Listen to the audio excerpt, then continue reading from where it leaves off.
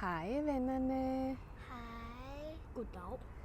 I dag, da jeg gik og ryddede op ovenpå, der begyndte pigerne at lave deres helt egen hule ude i haven.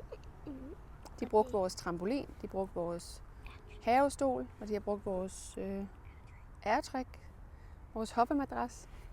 Og den er blevet ret stor, så der er faktisk plads til 3 små piger og et stort mor.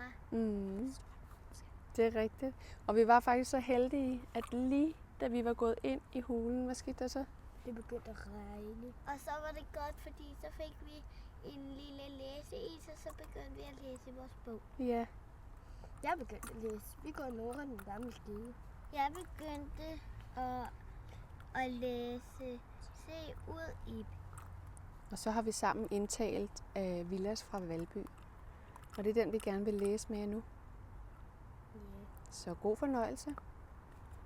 Villads fra Valby leger vildt.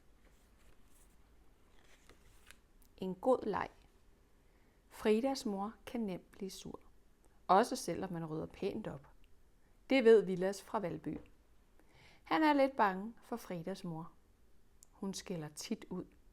Og det kan Villads ikke lide. Villads og Frida leger.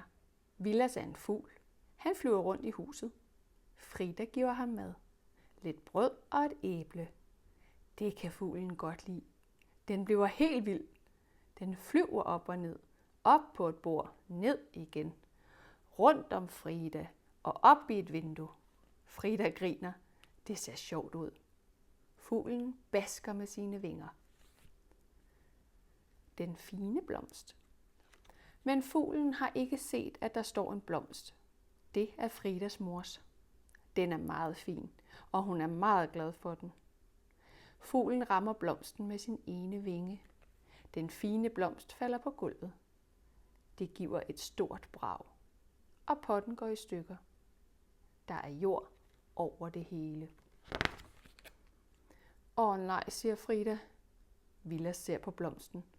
Nu er han ikke mere en fugl. Nu er han en dreng, og lidt bange for Fridas mor. Hun bliver så let sur. Hvad skal de gøre? En god idé. Villads tænker sig om. Måske kan vi finde en ny potte til blomsten, siger han. Det synes Frida er en god idé. Så kan hendes mor måske slet ikke se, hvad der er sket. Villads og Frida leder efter en ny potte. På bordet står en krukke. Den ser god ud. Den kan de godt bruge. Men hvad med alt det her? Villads tager en stor ske fra krukken. Og en mere. Krukken er fyldt med skeer. Hvor skal de gøre dem? Måske kan de være i en skuffe, siger Villads. De kigger. Men nej, der er ikke nogen tom skuffe. Villads åbner en skuffe med bøtter af plastik. Vi flytter bare de her, siger han. Det er en god idé. De tager en masse bøtter op. Så lægger de alle de store skeer ned i stedet for. De sætter Fridas mors blomst i den nye krukke. Den kan lige være der. Hvor er det godt. De fejrer jord op fra gulvet. Nu er der pænt igen. Så bliver Fridas mor nok ikke sur. Hun ser det nok slet ikke. Det håber Villads ikke, at hun gør. Rod på gulvet. Hvad skal vi nu lege, spørger Villads. Jeg kan være en hund. Eller vi kan bygge en hule. Frida ser sig omkring. Vi er nok nødt til at rydde op, før vi kan lege, siger hun. Villads ser på Fridas køkken. Ja, der er lidt rod på gulvet nu. En masse bøtter og låg. Hvor skal de gøre af dem? Villads tager en bøtte. Hvad kan man bruge dem til? Det ved jeg ikke, siger Frida. Ikke noget, tror jeg. Skal vi så ikke smide dem ud, spørger Villads. Det synes Frida er en dårlig idé. Jamen, hvad skal vi så gøre, siger Villads. Han har ikke lyst til at få skæld ud af Fridas mor. Det har Frida heller ikke. Okay, siger hun. Så lad os smide dem ud. De bærer både bøtter og låg ud i haven. De smider dem i skraldespanden. De løber flere gange frem og tilbage. Til sidst ser Villads rundt i Fridas køkken. Nu er der fint.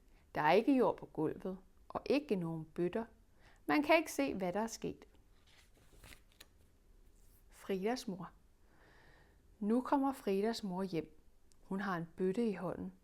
Den har hun fundet ude i haven. Hvad er det, I laver, siger hun. Ikke noget, siger Vilas. Det tror Fridas mor ikke på. Hun ser rundt. Der er pænt. Ikke noget at være sur over. Men hov! Hvorfor står min blomst der? Fridas mor peger. Vilas og Frida ser på blomsten. Den står der, hvor de store skeer plejer at stå. Og nu ser Fridas mor også, at den står i en anden krukke. Og måske er der også faldet en lille gren af. Fridas mor bliver sur. Hun råber meget højt. Hvad er der sket?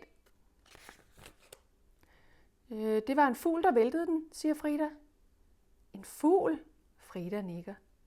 En fugl inde i huset? Vilas nikker. Jamen, hvor er den så nu? Vilas ser på Frida. De siger ikke noget. Hvad skal de sige?